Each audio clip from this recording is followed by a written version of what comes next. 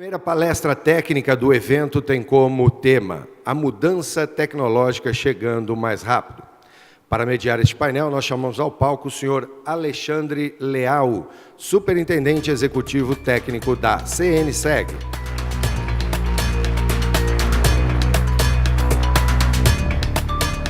Como palestrante, nós chamamos os senhores Marco Barros, diretor executivo da CNSEG e diretor-presidente da CNSEG Par.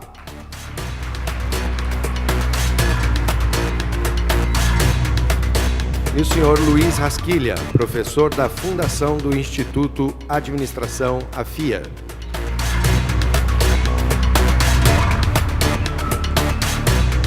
Lembramos mais uma vez a todos que as perguntas poderão ser feitas por WhatsApp no número 21, que é o código 9714-1289, com a palavra Alexandre Leal. Bom dia a todos. Agradecer mais uma vez aqui em nome da CNSEG a participação de vocês no evento. Temos aqui esse primeiro painel, onde o Luiz e o Marco vão dividir o palco, né? O Luiz vai dar uma breve banho aí para a gente, onde a gente está nesse cenário tecnológico. Eu tenho certeza que vai estar defasado depois que você fizer a sua apresentação, que a coisa está indo rápido, né? Apresentar um pouco dos pilares que norteiam essa questão do desenvolvimento tecnológico, algumas dicas para as empresas aí se valerem dessa revolução e desses ganhos que são esperados, né? E o Marco vai explorar algo que é muito caro ali para a CNSEG, né? Nessa visão de que muita coisa está acontecendo fora do ambiente tradicional empresarial, né? Uma iniciativa lá da CNSEG, através da CNSEG Par, né? Através de aceleradoras de empreendimento, que o Marco vai passar um pouquinho a visão para vocês. A gente vai ter um painel aí de 1h15, né? Dividido mais ou menos em 45 e 30 minutos para a gente aqui, Marco. Daí, conforme você for, a gente prende um pouco mais as perguntas ou libera mais, mas é isso. Então, Luiz, por favor, comece a tua apresentação. Bom dia a todos. Prazer estar aqui. Responsabilidade de ser o primeiro palestrante de painel técnico desse evento. E em 45 minutos falar de futuro é um desafio. E, portanto, eu vou tentar, mais do que dar respostas, trazer algumas perguntas, deixar algumas provocações na mesa. Rapidamente me apresentando, professor da FIA, professor da Nova Business School. Eu não sou brasileiro, sou português, moro há 5 anos no Brasil por convicção, trabalhei em 8 países até escolher morar aqui. Às vezes me perguntam, você está louco, né? Você morou nos Estados Unidos, na Inglaterra, você veio fazer o quê no Brasil? E eu acredito que o Brasil é, de fato, o mercado de maior potencial em termos globais. Passei por vários lugares, conheço bem isso. Além do professor da FIA, tem um programa na rádio CBN, sexta-feira à noite, 9h45. Acho que sou eu e a jornalista que escuta. Porque 9h45 da noite, com certeza está todo mundo com a família, no boteco, com os amigos, e poucas pessoas escutam. Eu acho que sou eu e ela mesmo. E a minha mãe, no outro dia de manhã, no Facebook, quando eu coloco lá. E também sou professor da Nova Business School na área de inovação e consultor, com uma experiência larga. Eu vou pular a parte, eu diria a parte da minha formação, carreira profissional acadêmica, não é muito relevante aqui, mas gostaria de me apresentar um pouquinho mais com a minha componente pessoal. Começando pelas minhas coleções, eu tenho 70 pares de tênis, não uso sapato em nenhuma situação. Faço coleção de perfumes, de imãs de geladeira. Estou pensando ou trocar de geladeira ou parar a coleção de imãs. Está difícil arrumar espaço em casa. Faço coleção de relógios e de milhas. Eu tenho mais horas de voo que 2 amigas minhas são aeromoças da Azul. Às vezes a gente faz uma análise, eu ganho delas. Eu acho que já sei tão bem o que acontece nos aviões que consigo ajudar se for necessário em algum momento. Tudo aquilo que eu como eu posto no meu Instagram, 90% das postagens são prato de comida, e me perguntam por quê, qual é o seu problema. Eu falei, eu não tenho problema nenhum, mas a minha mãe que está em Lisboa está sempre preocupada se o filho se alimenta. Então aí eu resolvi o problema, e tudo que eu como eu posto, e pelo menos a mãe fica mais tranquila. Aqui a família, a minha avó nunca entendeu bem o que eu faço. Explicar para a avó que eu sou consultor de futuro, tendências de inovação, uma coisa meio estranha. E mais recentemente, 5 meses atrás, nasceu o meu filhote, que é o maior transformador de leite em bosta que eu conheci na vida. É uma coisa meio estranha, mas eu estou aprendendo essa realidade e ainda hoje está mais fácil para mim fazer slides de PowerPoint do que trocar fralda e dar mamadeira. Estou aprendendo todo dia. Quando falamos de futuro, eu gosto sempre de analisar, de fazer a analogia. Eu estou ganhando tempo, porque ninguém soltou o tempo aqui, então eu já ganhei 1 minuto e meio de tempo. Eu gosto de fazer a analogia sobre dirigir carros. Agora me tiraram 3 minutos? Não vale, né? Eu gosto de fazer a analogia de dirigir carros. Nós dirigimos os nossos carros 90% do tempo olhando para frente e 10% do tempo olhando pelo retrovisor ou espelhos laterais. E se não for assim, a gente não faz a primeira curva na estrada. Por que nas empresas é exatamente o contrário? A gente leva 90% do tempo olhando para o histórico e para o presente, para o benchmark, tipicamente retrovisor e espelho lateral, e quando eu sou um otimista, e 10% olhando para o futuro. E, de fato, a gente vê hoje que o futuro é onde tudo vai acontecer e o que vem pela frente é muito mais importante do que nós tivemos até agora. E, portanto, acho que a lógica de viagem ao futuro é trazer para essa conversa, para essa discussão aqui, um pouquinho do que vai acontecer nos próximos anos e talvez o que já está acontecendo hoje, pegando as palavras do presidente que abriu aqui o nosso fantástico evento, e deixar no final algumas recomendações. Mas a primeira coisa que eu gostava de refletir era sobre a grande mudança dos mundos. A maioria de nós nessa sala somos daquela geração do chamado mundo linear, em que, normalmente, a gente sabia que, se estudasse, numa faculdade, enfim, não interessa o curso, mas estudava, e os nossos pais diziam isso: estude, arrume um emprego para a vida, case, tenha filho, seja feliz para sempre, não encha o saco, porque foi sempre assim. E o fato era, as variáveis de sucesso profissional era o carro próprio, a casa própria. Quando chegávamos a atingir algumas dessas coisas, a gente dizia, bom, eu cheguei lá. E a gente vê hoje que o mundo mudou radicalmente. A maioria de nós nessa sala somos da geração de que entregou o TCC na faculdade em 5 disquetes de 1.44 mega. Porque não cabia em 4 e a gente era difícil caminhar com isso. O que aconteceu nos últimos 10 anos, com o surgimento da tecnologia, da conectividade e a massificação de todo esse mundo, é a passagem do mundo linear para o mundo exponencial, em que nada hoje é garantido. A forma como vocês faziam negócio, eu falava um pouco com o Nasser ali, eu nasci no meio segurador, lá em Portugal.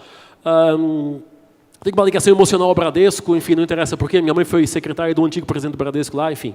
Mas eu conhecia o mercado segurador numa visão mais tradicional. E a forma como vocês faziam negócio há 10 anos atrás não tem nada a ver com a forma como fazemos negócio hoje. E acreditamos que nos próximos 10 anos vai haver tanta mudança que a forma de fazer negócio hoje vai ser radicalmente alterada. E isso acontece por esse mundo exponencial, instável, imprevisível que estamos vivendo. Ou seja, quando a gente tenta aprofundar, até do ponto de vista acadêmico, tentar entender o que está acontecendo, a gente vê que as 3 revoluções industriais que nós conhecemos são aquelas que hoje, mal ou bem, ainda são as vigentes nas empresas. A cultura, o mindset empresarial ainda é aquele mindset da cadeia de valor, da linha de produção, do entra insumo, sai produto ou sai serviço, do job description, dos departamentos muito arrumadinhos, cada um com a sua função e com pouca interação dentro da própria empresa. E a gente vê hoje que a 4ª revolução industrial, a revolução das máquinas, eu sei que a IBM vai falar também hoje, eu tenho ali uma pequena referência ao fantástico projeto que eles têm, mas o que a gente vê hoje é o poder da tecnologia e da conectividade. A gente, até na palavra de introdução do evento, aqueles números são de fato radicais, 58% dos brasileiros conectados. Há alguns números também interessantes, eu vou dar alguns daqui a pouco, mas 54% das crianças inglesas confiam mais no Google que nos pais. E é aquela coisa, quando meu pai falava comigo, eu acreditava no que ele falava. Aqueles que são pais e mães hoje, vocês sabem, vocês falam, e ele fala, pai, vou te explicar. De dedo no ar, embasado, com o YouTube, com blog, com um monte de coisas, explica mesmo. Eles têm esse poder. E essa beleza da conectividade é uma pergunta delicada para colocar nas pessoas. Vocês preferem ficar sem o smartphone ou sem um dedo?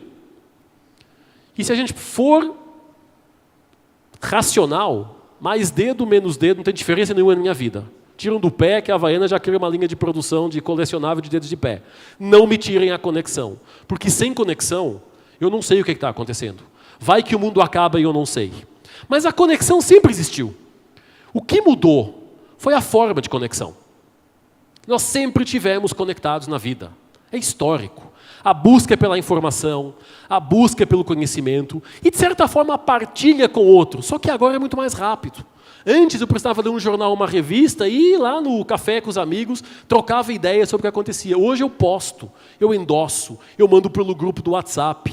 E quando a gente olha para isso, e vamos colocar aqui alguns números na conversa, o que aconteceu? Porque, por exemplo, em 1 minuto, o que acontece em 1 minuto na internet? Em 1 minuto são 700 mil logins no Facebook, são 20 milhões e crescentes de visualizações no YouTube, são 970 mil likes ou dislikes no Tinder. Não é possível ser só gente solteira lá, eu não acredito. Todo mundo se entregando. São 2,4 milhões de pesquisas no Google, com um detalhe, 20% delas são novas, nunca foram perguntadas antes, por minuto. São 38 mil horas Spotify, 38 mil posts no Instagram, 350 mil tweets, 120 contas novas no LinkedIn. São 20 milhões de mensagens no WhatsApp.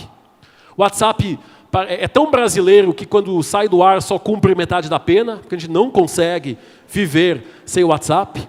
70 mil horas Netflix, 200 mil dólares por minuto vende a Amazon e a Uber faz 1.389 viagens. E esses são dados com 3 meses. Acredito que já estão desatualizados.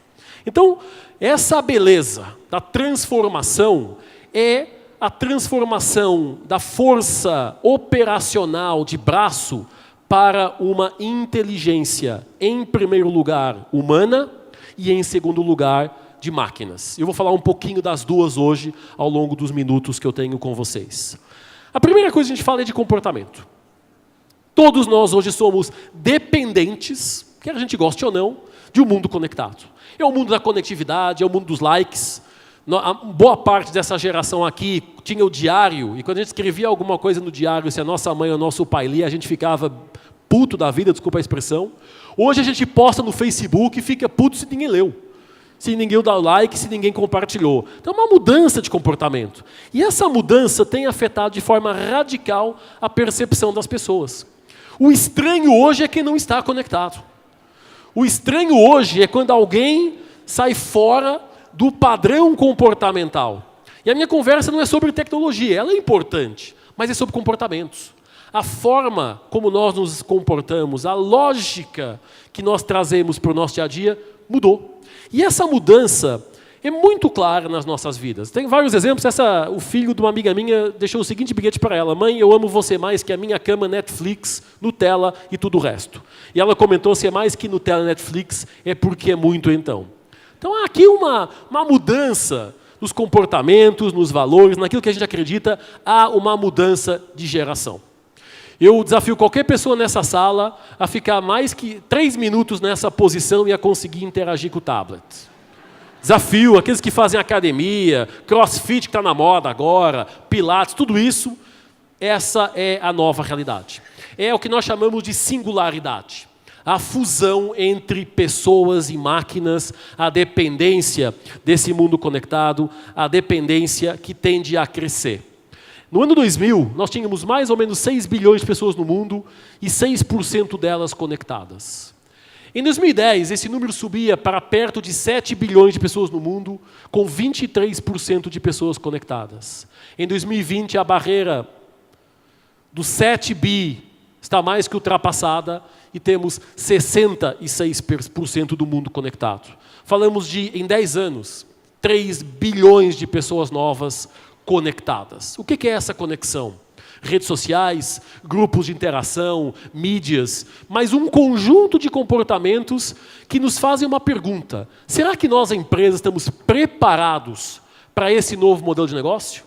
Será que estamos preparados para a chamada transformação digital? Que está entrando na pauta, mas que não é dizer: eu tenho um site, eu tenho uma rede social, eu tenho uma boa infraestrutura de TI que suporte a informação, eu tenho alguns automatismos, mas não é isso. Será que a transformação digital já entrou nas nossas vidas, nas nossas corporations, entendendo que o mundo é outro, em que o poder está do outro lado da conversa, está do lado dos consumidores? O conhecimento humano tem crescido a velocidades inimagináveis. 90% do conhecimento disponível hoje no mundo foi criado nos últimos 24 meses. Então, olha a velocidade que está acontecendo. E o conhecimento humano dobrava em 1900 a cada 100 anos. Em 1945, dobrava a cada 25 anos. Em 2014, dobrava a cada 13 meses. E em 2020, vai dobrar a cada 12 horas. Talvez a nossa escola seja a primeira escola de negócio do mundo a colocar data de validade no diploma de MBA. O seu MBA é como margarina, iogurte, suco também vence, porque o conhecimento vence. Então, olha que coisa louca. Eu estou discutindo um tema, um produto, um conhecimento, e daqui a 12 horas, o conhecimento disponível sobre aquele tema dobrou de tamanho. É de ficar louco. Não tem ser humano que consiga processar essa informação. Isso é ligeiramente assustador, principalmente porque a pirâmide de necessidades foi reajustada. Nós precisamos hoje de garantir, em primeiro lugar, a base da pirâmide, para que tudo o resto possa funcionar. Imaginem vocês aqui nessa sala sem bateria no celular. Não podendo tirar foto dos slides, não podendo postar, a pressão aumenta, o batimento cardíaco aumenta, o foco vai embora. Então há hoje uma nova realidade, que é a realidade do mundo da conexão. E essa realidade traz às empresas vários desafios. Na nossa opinião, o principal é o desafio da relevância. E o desafio da relevância leva à questão da perenidade. Será que as nossas empresas são relevantes? Será que aquilo que a gente tem para oferecer ao mercado, mais ninguém no mercado tem? Ou somos só mais um oferecendo o que os outros oferecem? O que diferencia a marca de telecom A, B ou C? Ou o shopping center A, B ou C? Ou a empresa, ou a companhia aérea A, B ou C? Se formos analisar racionalmente, está todo mundo olhando para o retrovisor e para o espelho lateral. Está todo mundo querendo fazer o que o concorrente está fazendo um pouquinho mais rápido e um pouquinho mais barato. E hoje, está muito claro, e acho que vai ser colocado daqui a pouco, a importância dos novos entrantes. Quem vai mudar a regra do jogo, do negócio de vocês ou de qualquer outro mercado, são os novos entrantes, nunca quem está no mercado. Nós não conseguimos fazer disrupção a nós próprios. Porque o DNA, porque a cultura, porque o sempre foi assim não permite. Ou como nós chamamos também na companhia, é a quarta lei de Newton. Tem mais uma. E a quarta lei de Newton fala: um corpo em repouso continuará em repouso se a cama estiver quentinha. E de fato, mal ou bem, as nossas camas estão quentinhas. Com mais crescimento, com alguma queda, mas as nossas camas continuam quentinhas. E quando as camas estão quentinhas, nós não nos mexemos. E quando não fazemos isso, abrimos espaço para que novos entrantes mudem a regra do jogo. E alguns de nós estudamos pela Barça. Eu, quando expliquei à minha sobrinha de 15 anos o que era a Barça, ela ficou olhando para mim: tio, isso é uma Wikipedia impressa. Disse, Carol, é uma Wikipedia impressa. Mas, tio, quando você imprime, ela se desatualiza. Você entendeu por que a Barça sumiu do mercado? E por aí vai. A gente somos, muitos de nós, do tempo que saíamos da sexta-feira à noite da empresa e passava lá no Blockbuster para pegar umas fitas VHS, que a gente já entregava fora de prazo, sabíamos que ia pagar multa, e não rebobinada. Depois veio para o DVD, foi uma evolução, e de repente todas as locadoras sumiram no mercado. Porque tem uma Netflix da vida que resolve o nosso problema, que tem o job to be done, resolve o problema do cliente. E por aí vai, não vou entrar em detalhes todos, eu acho que o caso mais clássico está na hora do dia da questão do transporte público, não é? Eu sempre me pergunto, quando eu vejo manifestações dos taxistas contra o Uber, por que os Correios não fizeram manifestação contra o e-mail? Porque a lógica é a mesma. Mande carta, não mande e-mail. Não tem como parar essa mudança. A pergunta é: nós vamos deixar que outros façam a mudança? Ou nós, como empresas, como players do mercado, vamos colocar os pés ao caminho e ser os percussores dessa mudança? Porque vamos combinar. A Barça poderia ter feito a Wikipedia. A Blockbuster poderia ter feito Netflix. Qualquer hotel no mundo poderia ter feito Airbnb. Qualquer cooperativa de táxi poderia ter feito Uber. Por que não fizeram? Porque a cama estava quentinha. Porque ficávamos todos na nossa zona de conforto. E a pergunta, eu deixo várias provocações para a reflexão desses dias de evento: será que nós temos claro, na nossa cabeça enquanto empresa, que se temos alguma resposta para a pergunta, o que é que eu tenho que mais ninguém no mercado tem? Ok. Se eu não tenho essa resposta, corram atrás de encontrar uma. e mapeiem de forma muito clara quem são os novos entrantes. Não se preocupem tanto com quem está no mercado fazendo o mesmo que vocês fazem. Se preocupem com quem pode entrar no mercado revolucionando aquilo que vocês fazem. Os bancos sob pressão agora das fintechs, os originais, os Nubanks, um conjunto de outras coisas. As telecoms sob pressão de aplicativos de conversação que utilizam Wi-Fi gratuitas e que não tem valor, não tem como faturar o cliente, e por aí vai. A discussão sobre carros autônomos na hora e no dia, eu vou mostrar alguns exemplos daqui a pouco. Então, a discussão hoje, e a grande preocupação que os empresários, que os gestores têm, não é de tecnologia. Porque a tecnologia é fácil, cada vez mais barata, cada vez mais user-friendly, cada vez mais disponível. É mindset, capacidade de ligar os pontos para transformar esses pontos em valor acrescentado. Em 2015, o World Economic Forum fez um estudo e projetou para 2020 quais eram as competências mais necessárias aos nossos colaboradores, às nossas empresas. Eu fiz um programa na CBN faz umas 3, 4 semanas sobre exatamente esse tema. As 3 coisas mais necessárias nas empresas: capacidade de resolver problemas críticos ou problemas complexos. Claro, se por minuto 20% do que é perguntado ao Google é novo, tem um conjunto de coisas acontecendo que nós temos que estar preparados para dar resposta. O cliente que entra na nossa sala, no nosso chat, e nos faz perguntas, você não pode fazer não sei o quê, e a gente nunca se tocou que poderia ser uma solução de negócio. Segundo, para resolver problemas complexos, temos que ter pensamento crítico. A idade dos porquês tem que estar na ordem do dia. As empresas contratam pessoas porque elas são diferentes e querem colocar todas fazendo a mesma coisa numa revolução industrial braçal em que sempre foi assim. Sempre foi desse jeito. Sempre deu certo. E o mundo mudou. E o terceiro ponto é a criatividade. Criatividade é um dado maravilhoso, porque nós entramos na escola com 6 anos, com 98% de índice criativo, saímos da faculdade aos 22, 23, com apenas 2% de índice criativo. Crítica pesada ao modelo de educação, não é do Brasil, é do mundo, que está formatado pela Revolução Industrial. Processo, rotina, rotina, rotina. E hoje, o que nós mais pedimos aos colaboradores: seja inovador, pense fora da caixa, seja criativo. E ele pergunta: como? Se na escola me tiraram isso e se na empresa não me deixam fazer isso.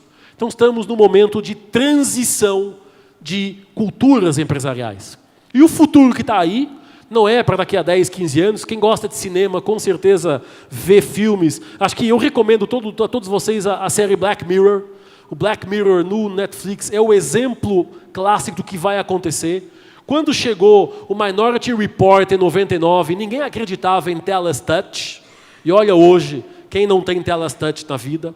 Quando chegou o Matrix, poucas pessoas acreditavam em upload de informação cerebral. Já foi testado com sucesso entre cérebro que sabe e cérebro que não sabe. Upload de informação, e o que não sabe desenvolve a sua competência. Imagina a transformação que isso vai ter em todas as áreas de negócio. E para olhar, eu nem vou entrar no detalhe de tanta coisa aqui, mas a discussão da Revolução Industrial que nós estamos vivendo, que é a 4ª, nós vamos chegar na 5ª. A 5ª Revolução Industrial está se desenhando para chegar nos próximos anos. É a fusão da chamada homem-máquina singularidade, em que os robôs, as máquinas inteligentes, os chamados emulations, vão se sobrepor à maioria das profissões conhecidas. Nós lançamos esse ano um estudo das 50 profissões do futuro, teve bastante mídia, e temos preparado para lançar as profissões que vão desaparecer. E temos segurado, porque a gente sabe que quando lançar aquele estudo, vamos ganhar muitos inimigos. Porque tem muita coisa que vai desaparecer do mercado e que as empresas talvez até saibam, mas não querem enxergar. Não vou entrar aqui no detalhe, porque alguns de vocês nessa sala vão ficar muito irritados comigo, eu não quero isso. O que vem aí de emulation são mais ou menos robôs com essa aparência, e esses robôs vão substituir nos próximos 20 anos 10 milhões de empregos. Nos próximos 40 anos são 60 milhões de empregos substituídos, da área industrial à área de serviços. Robôs já escrevem artigos como jornalistas de verdade. Robôs já fazem roteiros de filmes de Hollywood. Robôs já são diretores criativos de agência. Robôs já são advogados, curiosamente, há um advogado robô que já venceu 160 mil contestações. Tem advogados que se aposentam não chegaram nem a 10% disso. E essa é a realidade. Como se preparar para esses tempos de mudança? Como trazer isso, eu vejo como muito mais uma oportunidade do que uma ameaça. Mas precisamos mudar algumas coisas nas nossas vidas, nas nossas empresas, nas nossas lideranças, nos nossos mindsets. As 5 variáveis que estão mudando radicalmente o trabalho, a força da tecnologia, não tem como hoje funcionar sem uma matriz tecnológica profunda e pesada. E não estou falando apenas de redes sociais ou sites, estou falando de uma coisa muito mais endêmica na companhia. A globalização, o mundo conectado, o mundo digital abre fronteiras. Hoje o nosso mercado é o mundo. A gente entra numa loja para ver um produto que compra online, a gente compra online, levanta na loja, compra do outro lado do mundo, chega em casa. Essa é a nossa realidade. A quantidade de pessoas, mais gente no mundo, vamos chegar a pessoas que vão ter 150 anos de idade. Se acreditamos que a primeira pessoa que vai chegar a 150 anos nasceu no ano passado. E isso é uma realidade hoje com a genética, com a alimentação, com a medicina, até com a fusão de máquinas. Vamos ter mais gente durando mais tempo. E isso é uma grande oportunidade para o negócio de seguro de saúde, então nem se fala, numa lógica mais proativa até. A discussão da geracionalidade, das gerações. Eu tenho uns clientes hoje que têm empresas, na empresa tem 4 gerações. Pessoas que têm 40 anos de empresa, 30, 20, 10, 5 meses, todo mundo conversando com expectativas, com energias, com competências diferentes, todo mundo certo. Uns com energia, outros com conhecimento. O desafio do alinhamento da expectativa é importante. A questão do recurso energético. Se todos os chineses hoje forem no McDonald's, comprar um Big Mac, não tem recurso para entregar um Big Mac para o chinês por semana. Não tem carne, não tem pão, não tem tomate, não tem maionese, não tem batata, não tem Coca-Cola. E estamos falando só da China, que é um dos países. A discussão sobre recursos energéticos, eu até faria uma barra e colocava ali recursos naturais.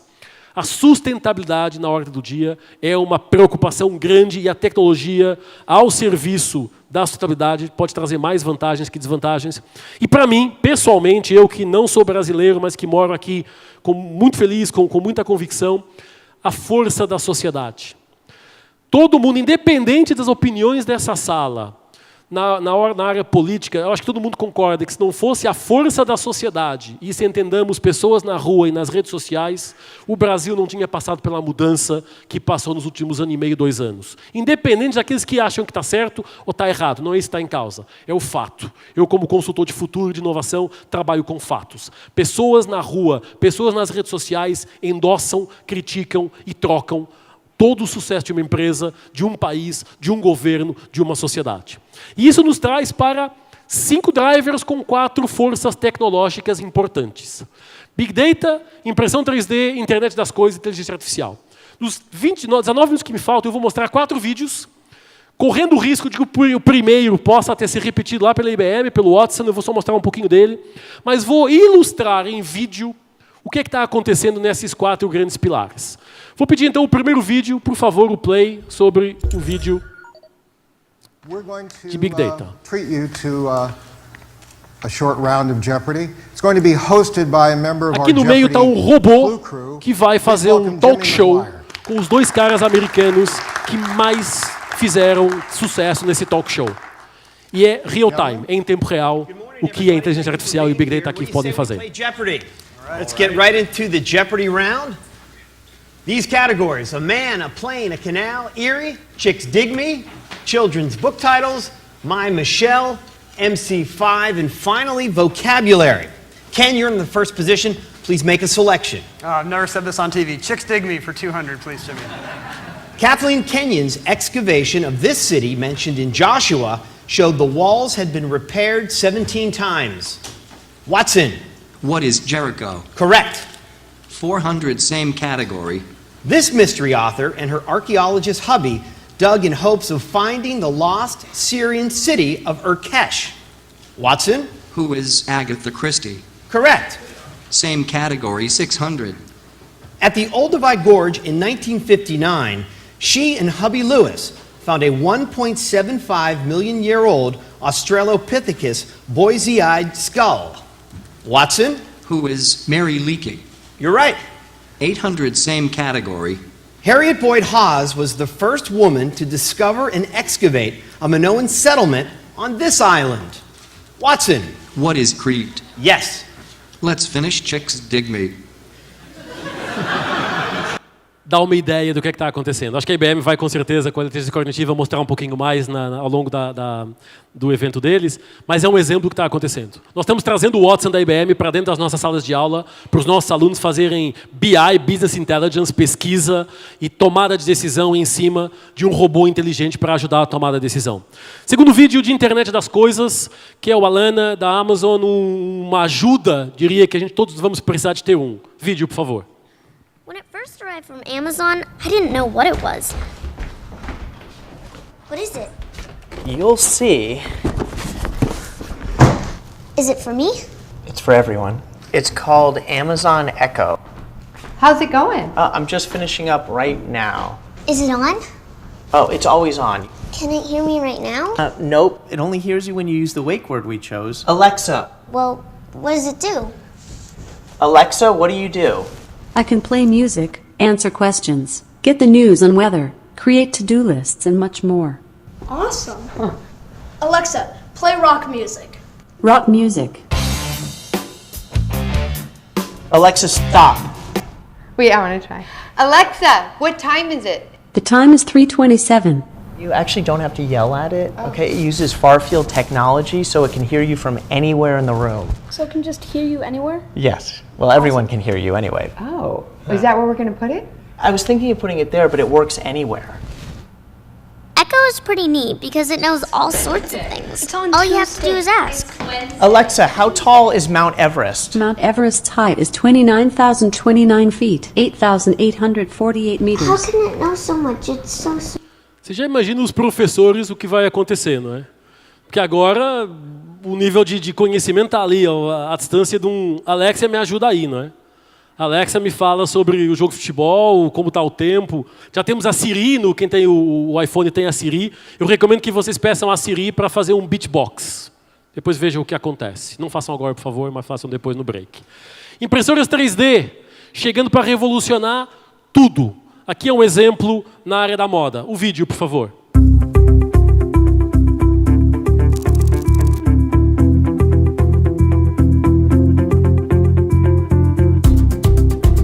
My name is Denit Peleg. I just graduated from Shankar College of Design.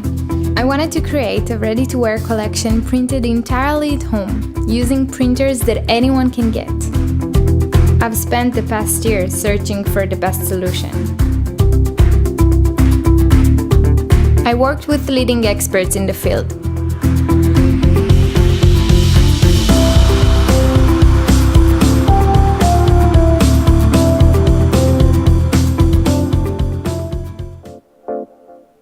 I really like the result. It looks a little bit like lace. And it moves beautifully.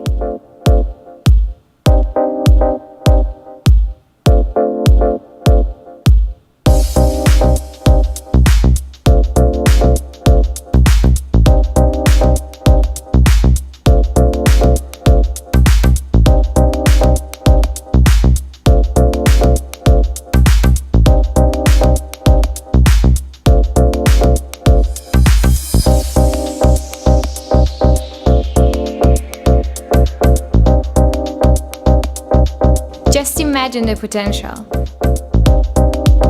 If you're called print your own jacket, traveling with no luggage, just print your clothes in the hotel room. Will we soon be able to design, share, and print our own clothes directly from home?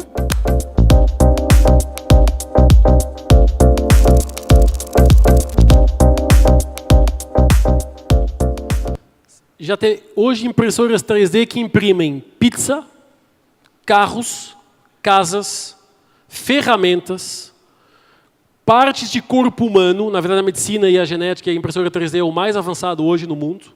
E ela vai revolucionar tudo. Quando isso acontecer, quando eu puder... A Denit Peleg já está vendendo a coleção dela online nos Estados Unidos.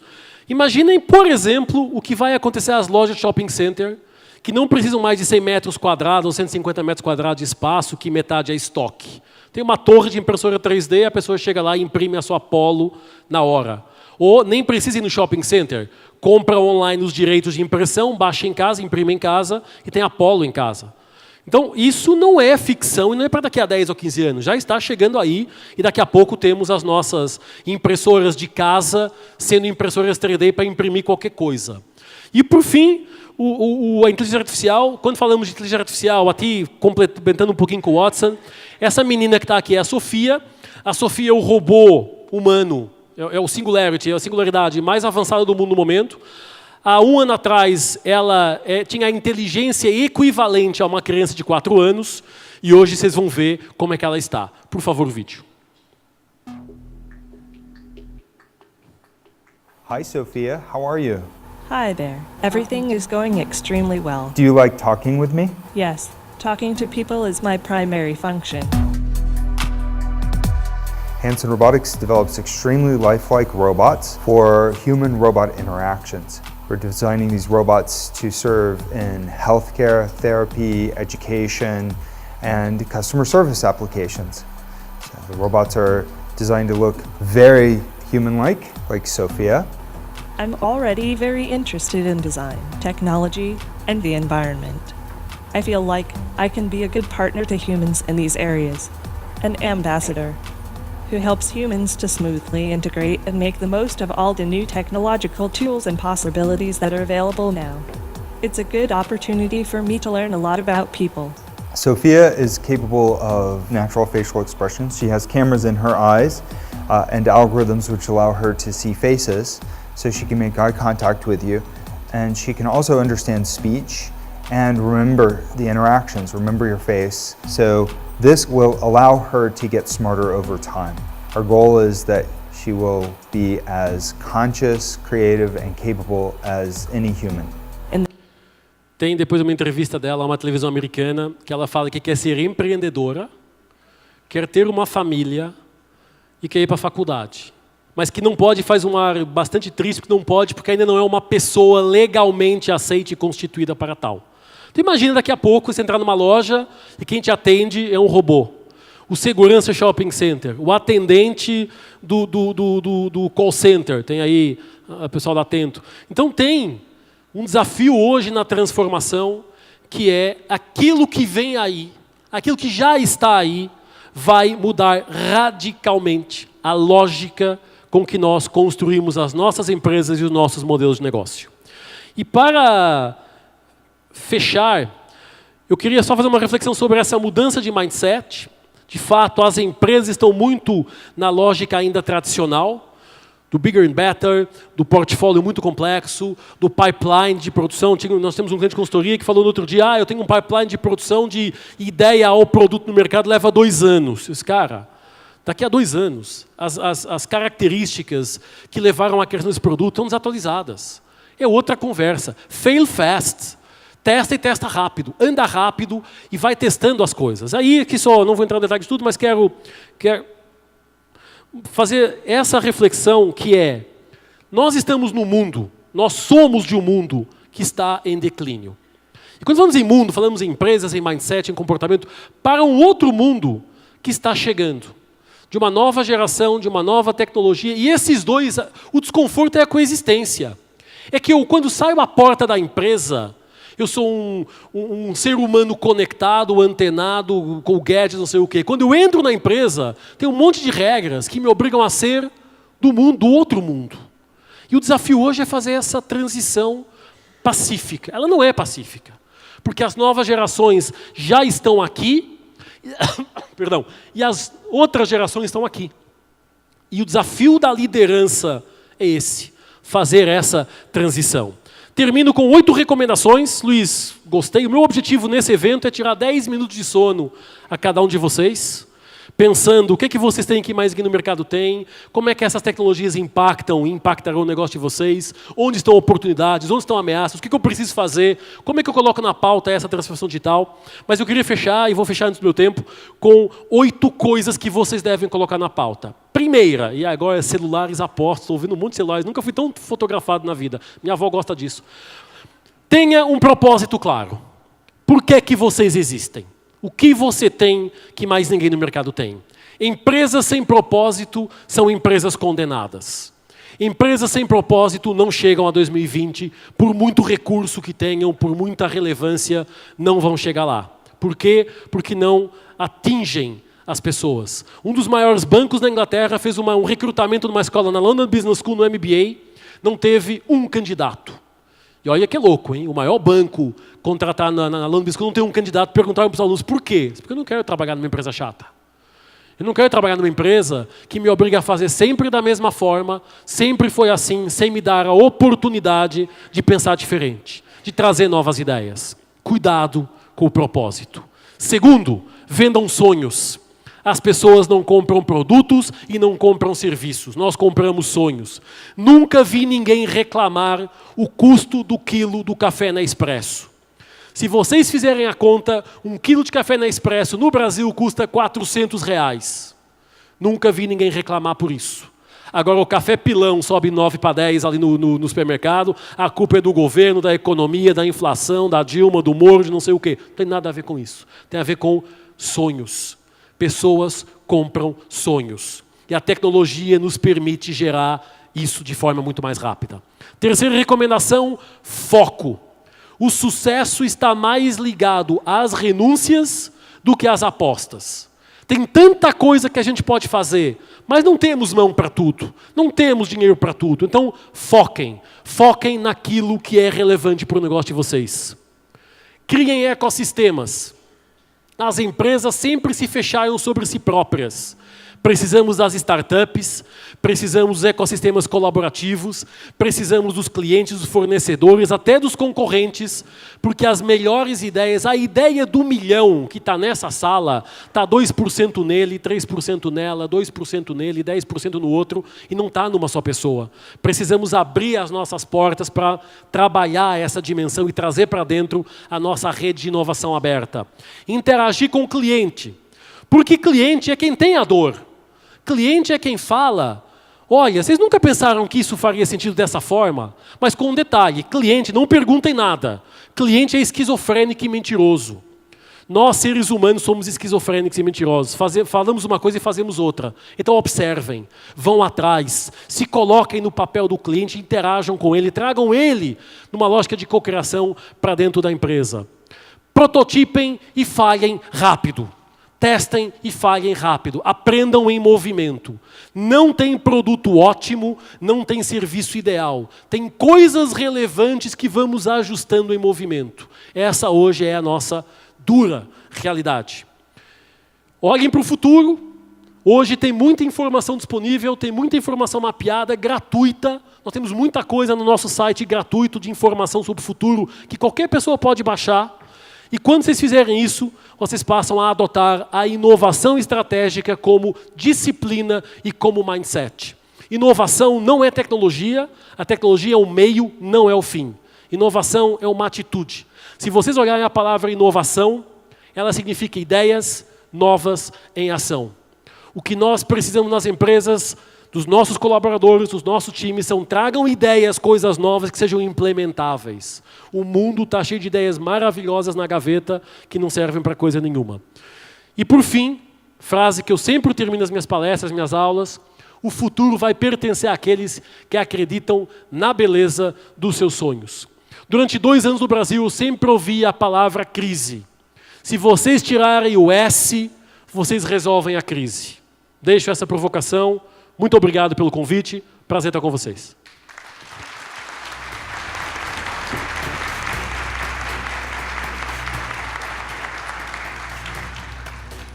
Obrigado, Luiz. Marco, é com você agora.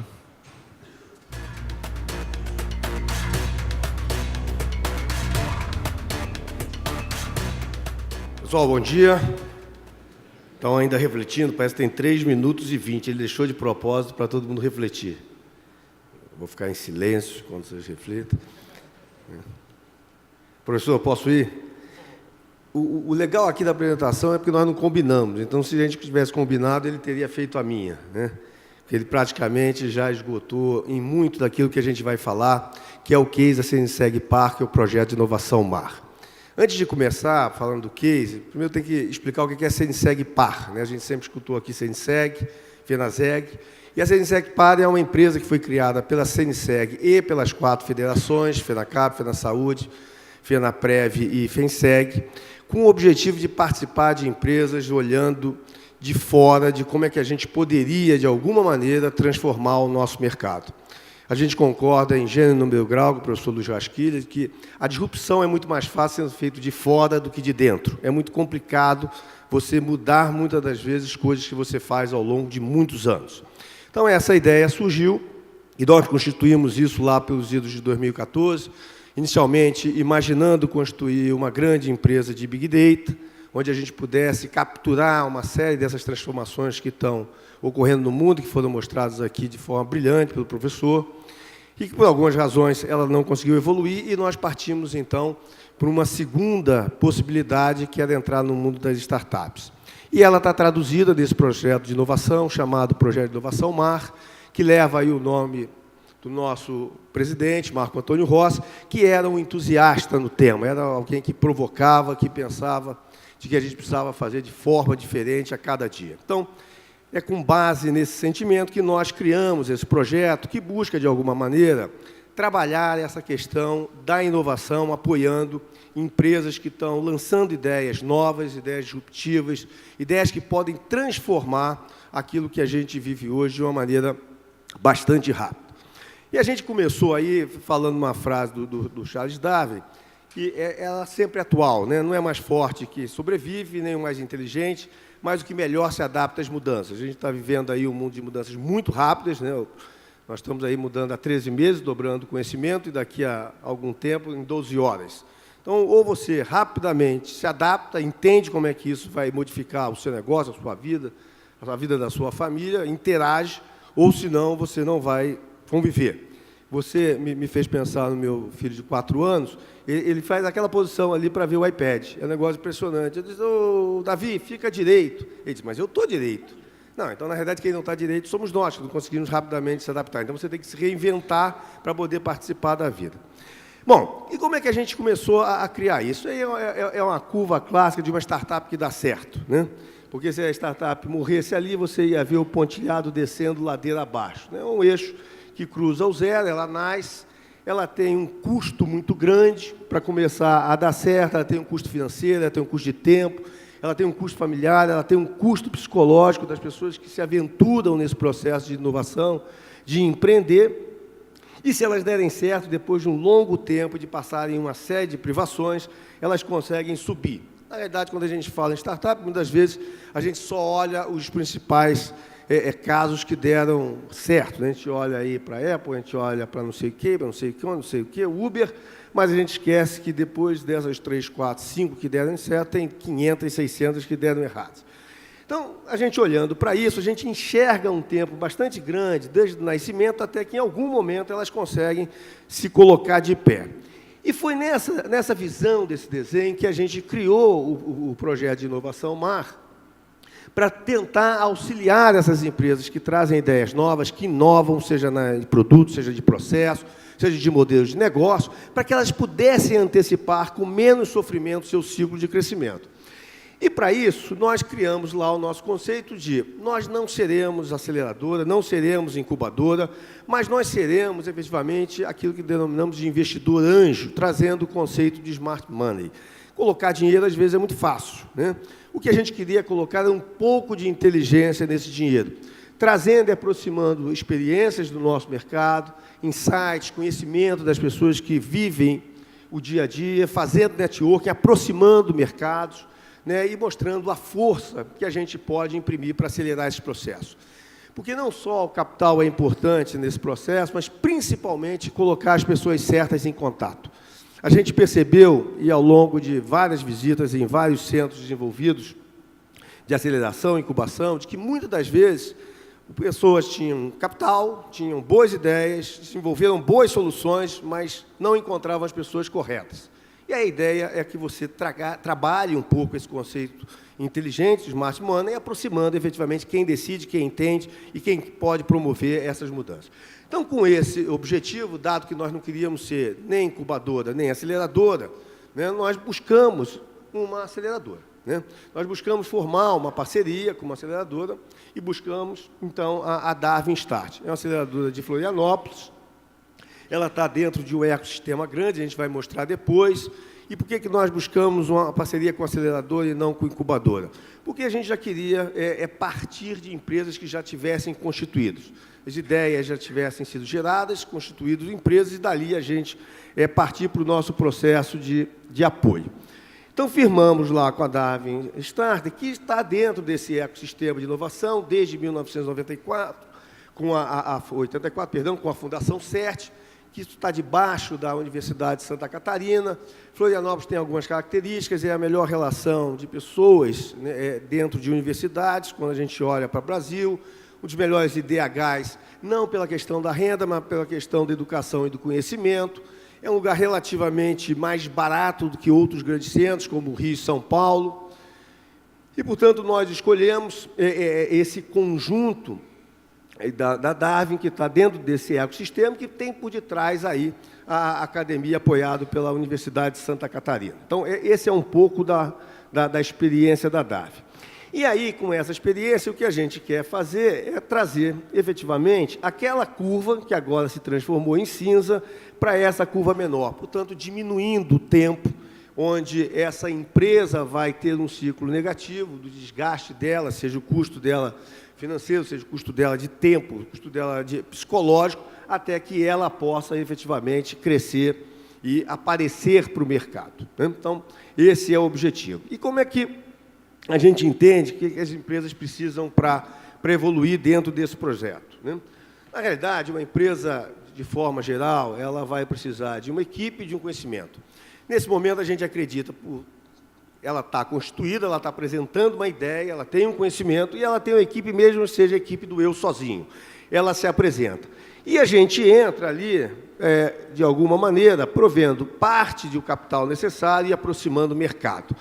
Então, portanto, nesse momento, nós estamos orientando a empresa a formar os 4 grandes pilares para que ela possa evoluir. Mas isso não basta, né? Efetivamente, uma empresa morre porque ela não tem uma série de conhecimentos necessários para que ela se ponha de pé. E aí a gente trabalha, portanto, esse conceito de líder, que é a orientação, e o feeder, que é a alimentação, no sentido de, no processo de aceleração, dotar essa empresa, essa startup, essa ideia que está surgindo na forma empresarial, de marcas, de método, de suporte, de infraestrutura, de networking, de conhecimento, ou seja, dando a ele todo o suporte, toda a infraestrutura necessária para que ele possa desenvolver a ideia, se aproximar do mercado e entregar isso da melhor forma possível. Então, esse conceito faz com que nós escolhemos algumas empresas e, durante esse processo do feeder de alimentação, a gente possa acelerá-la durante 6 meses.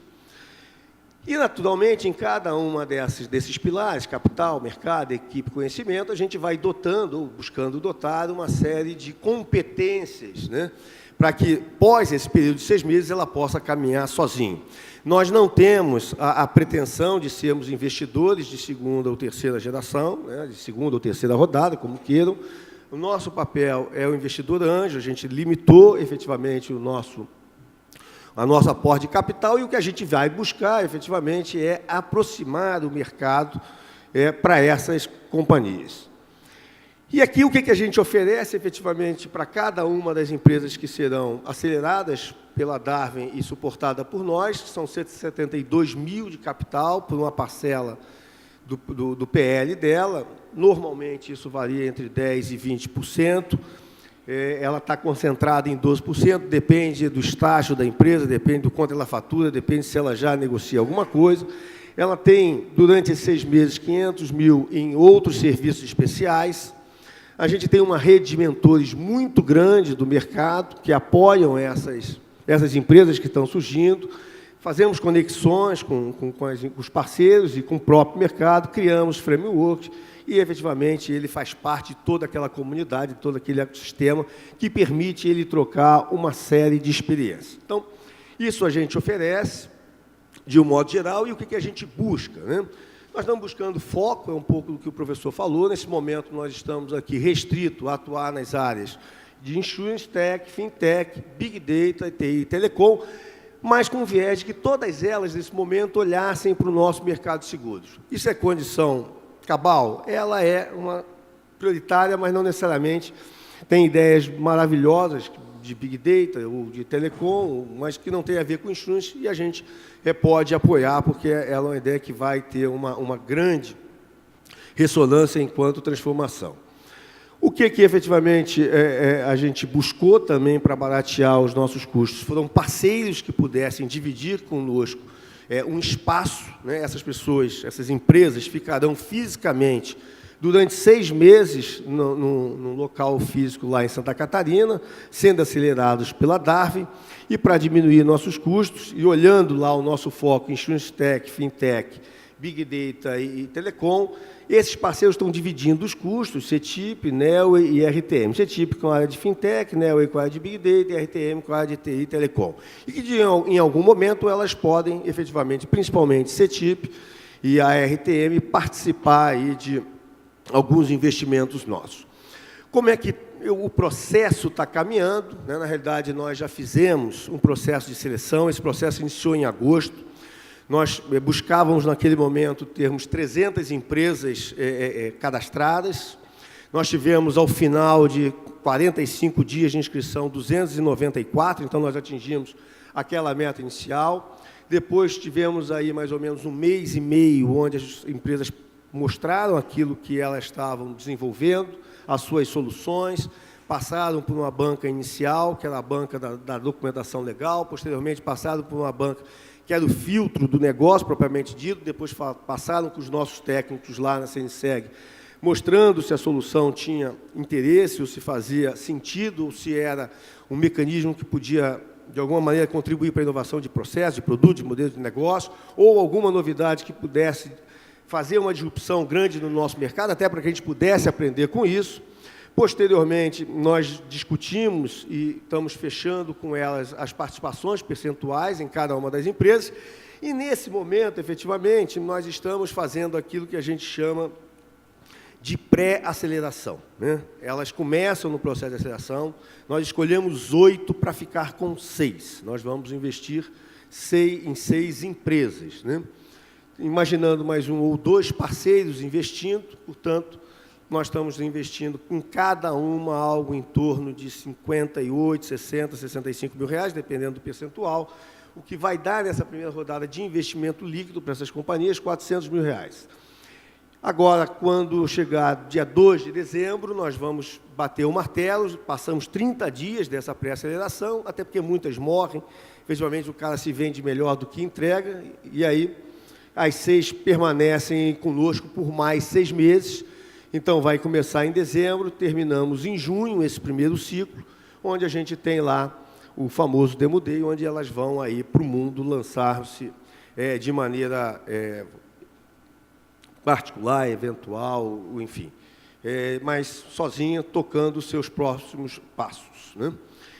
E aí o convite, na realidade, que a gente fez para todo mundo, será bastante rápido, né, para que a gente pudesse, aí, atendendo o pedido do Alexandre, desenvolver as discussões, é que a gente possa fazer parte dessa evolução, né? De fato, o que a gente vem enxergando ao longo do tempo é de que, se nós não nos aproximarmos disso, nós poderemos ser surpreendidos, né? Existem algumas iniciativas fantásticas no nosso mundo, a gente visitando aí, eu sempre cito esse exemplo, porque ele é extraordinário, ele usa muito do Big Data, muito de redes sociais. Tem uma seguradora americana que só, na realidade, segura eventos, né? É um negócio extraordinário. E ela faz tudo online e tudo em 1 minuto, né? Então, você descreve o evento que estava descrito, por exemplo, era uma viagem de bicicleta à República Tcheca. Na hora que você descreve o evento, aparece um conjunto de possibilidades que você tem de segurar: acidente, invalidez, perda de bagagem, avião. É um negócio monstruoso. Você clica naquilo que te faz sentido para você, em 1 minuto isso devolve para você, você diz, não, tá bom, tá caro, volta de novo, faz um outro, volta, já sai no cartão de crédito, já sai um extratinho no teu iPhone, acabou. Em 3 minutos você sai segurado, efetivamente mudando muito daquilo que a gente entende como subscrição. Quando vai chegar aqui, eu não sei, né? Mas eu estou na linha do professor, vai chegar. Então, que chegando é melhor que a gente possa estar preparados, entendendo, participando né, e sendo um ator principal e não coadjuvante. Essa é a ideia do projeto de Inovação Mar, que passa aí pela sua primeira etapa, aquilo que a gente imagina ser uma longa caminhada no mundo das startups, no mundo da inovação, transformando o nosso mercado. Então, esse é o convite. Para quem quiser conhecer mais, nós estamos lá abertos a apresentar o programa. Esse programa, fisicamente, está lá em Santa Catarina. Ele não tem nada a ver com o dia a dia da CNSEG. Ele está na CNSEG Par, que é uma outra empresa, uma outra gestão. Logicamente, a gente, de forma até correta, né, reporta aos nossos acionistas de como um projeto está andando, mas é algo separado, é algo feito fora de casa, justamente para que a gente possa, de alguma maneira, separar aquilo que a gente faz hoje no dia a dia e que é muito difícil a gente, de alguma maneira, romper com tantos anos de tradição. Então, essa era a ideia de apresentar rapidamente, baseado aí nessa provocação que o professor Luiz Raxquilha fez, dizendo assim, a CNSEG começou a dar um passo em direção à inovação, a entender como essas novas tecnologias que serão desembarcadas ou que já foram desembarcadas irão ou poderão transformar o nosso mercado. Obrigado e fica aí um convite para vocês fazerem parte dessa caminhada. Muito obrigado.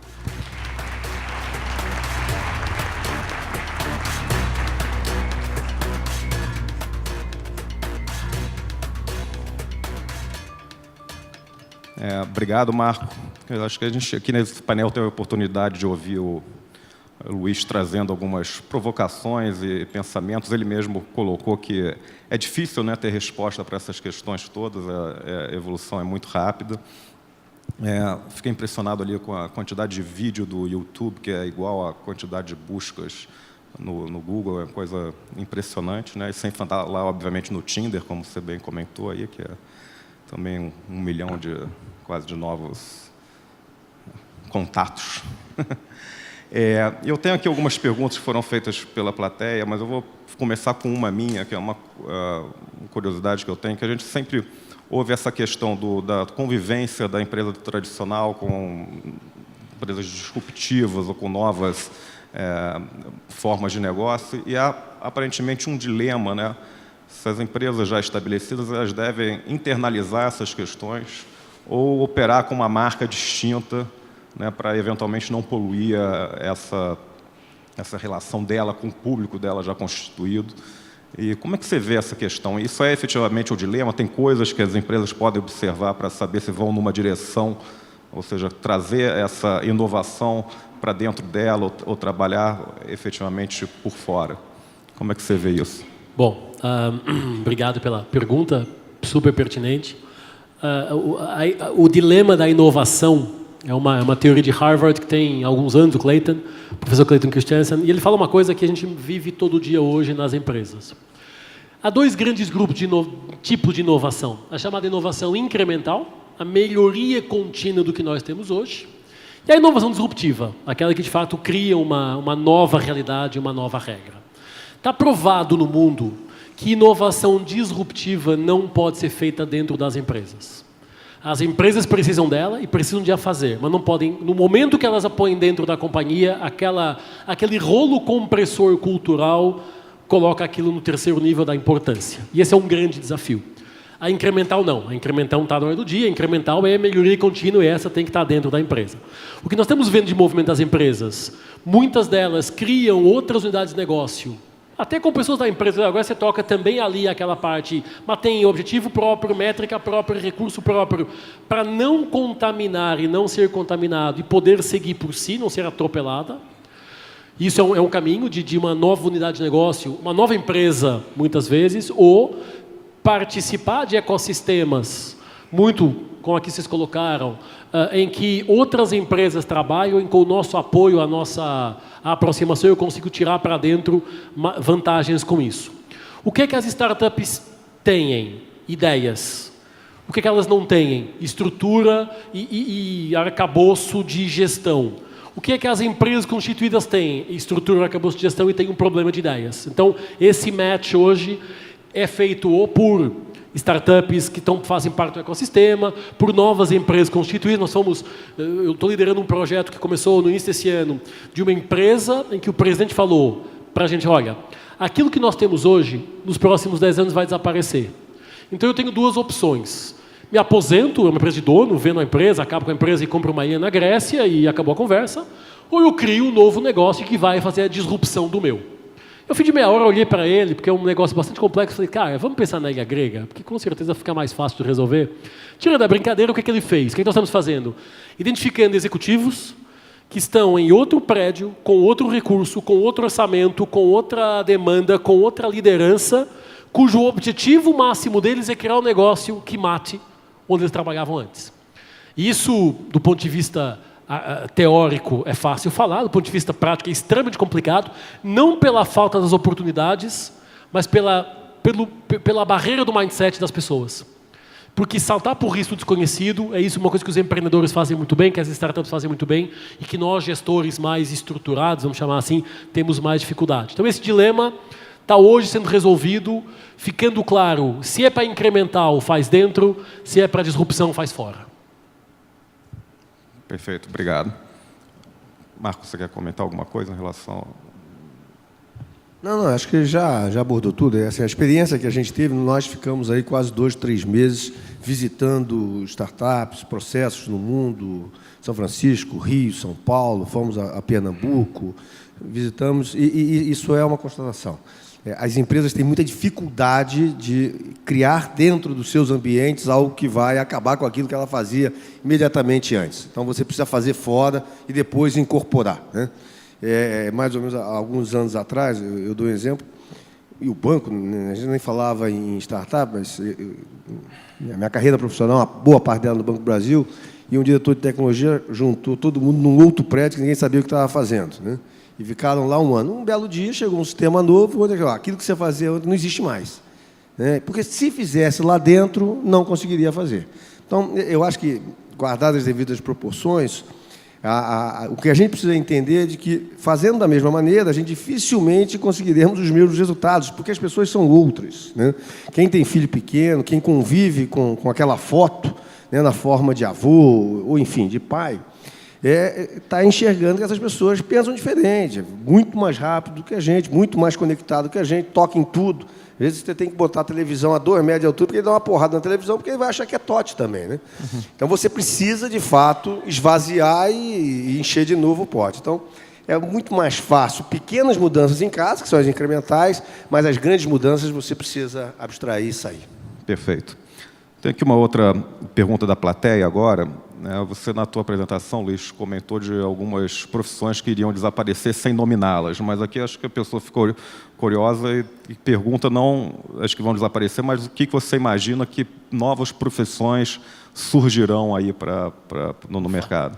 Ufa, eu achei que me ia perguntar quais são as que vão desaparecer, mas obrigado, porque não. Tem o nosso relatório, a gente pode disponibilizar, vocês colocam no site, quem quiser pode baixar. Há 3 grandes grupos de profissões que estão mapeadas. As chamadas profissões clássicas, que precisam se adaptar a essa nova realidade. Medicina, engenharia, direito. Tivemos ali o exemplo do advogado que venceu 160 mil contestações. O advogado não vai desaparecer, mas ele vai ter que se ajustar a uma nova realidade até de ter um apoio diferente. Então, essas são as chamadas profissões clássicas que precisam ajuste de adaptação. Profissões tecnológicas, ligadas à programação, ferramenta, tudo que é essa questão de inteligência artificial, cognitiva, mecatrônica, tudo que é colocar a máquina para funcionar, de linguagem e interação. E o terceiro bloco, as emergentes, que são profissões que nascem por causa dessa transformação. Um exemplo clássico. Há 5 anos atrás, ninguém contratava, ninguém precisava de gestor de rede social. Hoje, os marketings que estão aqui sabem que o gestor de rede social talvez possa ser a função mais importante da companhia para identificar problemas e responder no tempo hábil para não matar uma empresa. Então, é um exemplo, como tantas outras. Vai ter aí uma profissão que eu gosto, tem 2 que eu gosto. Se eu nascesse agora e me perguntasse o que você vai ser quando crescer, eu queria ser o controlador de nuvens, que é uma profissão que traz tecnologia com meteorologia para a área da agricultura, para a área dos aeroportos, ajustar as nuvens no céu para onde elas vão, não é ficção. Uma que eu faço hoje muito é um pouquinho de consultor de simplificação. No mundo tão complexo, como é que a gente reduz a simplificação da mensagem, do chart? Por isso que tantas ferramentas de um slide estão ganhando força em detrimento daquelas ferramentas complexas de 200 slides. Quando eu oriento o trabalho final de MBA, falo para os meus alunos 20 páginas. Mais que isso eu não leio. Se você fizer 40, coloca uma bolinha vermelha no topo das 20 que você quer que eu leia. Porque mais que 20 é encher linguiça. Então vamos tirar isso da conversa, vamos ser diretos ao ponto. Então tem muita coisa, assim, são 50 que nós mapeamos, estão lá disponíveis, mas tem muita coisa chegando e quem está estabelecido precisa se ajustar, precisa começar a dar passo no sentido da atualização, da transformação desse ajuste. Tá, obrigado. Tem uma outra pergunta aqui interessante em relação à conectividade. A conectividade sem contato face a face vai reduzir a importância dos soft skills? Não. Antes, pelo contrário. Vou dar também um exemplo. Há um detalhe sobre a tecnologia. A tecnologia aproxima quem está longe e afasta quem está perto. É normal eu enviar um e-mail para o meu colega da mesa do lado e não conversar com ele o dia todo, mas mandei 10 e-mails e espero a resposta dele para os e-mails. Isso é um fato, não tem muito o que fazer, essa é a realidade. Mas a tecnologia ela está trazendo à conversa a questão da inteligência cognitiva, emocional, mas a questão dos soft skills. Vou dar um exemplo, e aqui me perdoem a publicidade, mas a maior empresa de recrutamento do mundo se chama Michael Page. No Brasil é a líder incontestada de mercado, juntando o segundo, terceiro, quarto e o quinto, não dá a Michael Page. E eles estão trazendo um software de entrevista de candidato em computador, que vai mapear 3 coisas. A construção frásica das suas respostas, a repetição de palavras que você tem nas várias respostas, para ver se são coerentes ou não. E se você der uma resposta diferente da que a tua tendência estava, a máquina volta atrás e te faz outra pergunta para fazer o double check. E pela webcam ele vai mapear as tuas expressões faciais. Para saber, ao nível de soft skills, de soft emotions, se faz ou não sentido. Onde é que eu quero chegar com isso? A gente tende muitas vezes a achar que a tecnologia nos coloca dentro de um silo e passamos a ser robôs e deixamos de ser pessoas. Então, um conjunto de coisas chegando mostrando que nunca como agora as soft skills vão ser mais importantes. Porque a tecnologia ela é commodity. Todo mundo vai poder usar. O que vai fazer a diferença é como é que eu me comporto face a isso. E esse é um desafio da liderança, do treinamento, do RH, que tem um papel extremamente importante, da junção do RH com o TI. Porque o TI tem muita visão puramente tecnológica, e o RH tem uma visão puramente humana, e temos que fazer a fusão dos dois. Então tem um papo bom para os próximos anos aí nas empresas. Tá. Vou fazer a última pergunta aqui, e daí pediria que acho que o Marco pode também colaborar, que é a questão de nós por sermos um mercado regulado, um mercado de seguros, como essa questão da inovação ela permeia o nosso segmento e qual o papel do regulador em relação a isso tudo? Começo eu, depois passo para o Marco. Muitas vezes me falam isso, eu trabalho como consultoria com empresas de seguros, com bancos, com indústria farmacêutica, e a gente tende a achar que a inovação é uma zona. A gente não, a regulação é um bloqueio. Não. Eu acho, por experiência própria, não é achismo só porque acho, que a partir do momento que eu entendo o intervalo onde eu trabalho, eu sei o que eu posso e o que eu não posso fazer. E a inovação é isso. Então, a indústria farmacêutica, a indústria seguradora, a indústria financeira, a indústria telecom, todas reclamam da regulamentação. Há um problema nos reguladores. Eles estão tendencialmente sempre uma década atrás do que está acontecendo.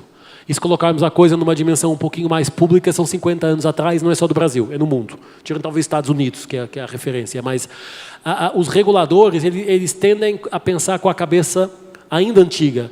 E as fintechs, as empresas, as startups querem fazer coisas e às vezes saem fora da regulamentação porque a regulamentação está desatualizada. O Uber conseguiu mudar a regulamentação de transportes. Então, o sintoma ou a mensagem é os reguladores eles vão ter que se ajustar a essa nova realidade. E ou vão na aprovação ou vão na porrada. Isso é uma questão agora que o mercado vai ditar. A gente vê muito regulador se ajustar porque o mercado está pedindo isso. E no final do dia, a palavra de ordem é a do consumidor. Se ele vai querer comprar aquilo, ele vai dar um jeito e o regulador vai ter que se ajustar. Então, os seguros, como bancos, como telecoms, como indústria farmacêutica, como tantas outras, estão passando por essa dor, que é, tá bom, mas eu trabalho no mercado regulamentado e é assim. Isso eu não posso fazer, isso eu não... Tá bom, mas se o mercado for demandar isso, você vai ter que arrumar um jeito de convencer alguém que essa regulamentação vai ter que ser ajustada. Já aconteceu tanta coisa em bancos com isso, que nos seguros não é diferente, não será diferente. Perfeito. Não sei a tua. Eu acho que na linha, né? Os reguladores vão ter que se adaptar às novas realidades e elas vão fazer, vai ser feito de duas maneiras. Ou ele vai se inovar de forma incremental, fazendo pequenos ajustes na sua regulação, para de alguma maneira acomodar aquilo que está surgindo e que os consumidores estão demandando, ou ele vai fazer em algum momento a disrupção do seu próprio modelo de regulação, fazendo de fato uma nova configuração e aí permitindo efetivamente que você acelere o processo de crescimento e inclusão de novos entrantes nesse mercado, sejam consumidores, sejam distribuidores, ou sejam as próprias fábricas, as próprias seguradoras. Tá ótimo. Tinha outras perguntas, mas vai ficar para uma próxima. Eu agradeço, Luiz, a tua participação, a tua presença. Marco, obrigado por participar do painel. E agradeço a vocês aí pela acompanhar a gente aqui. Obrigado.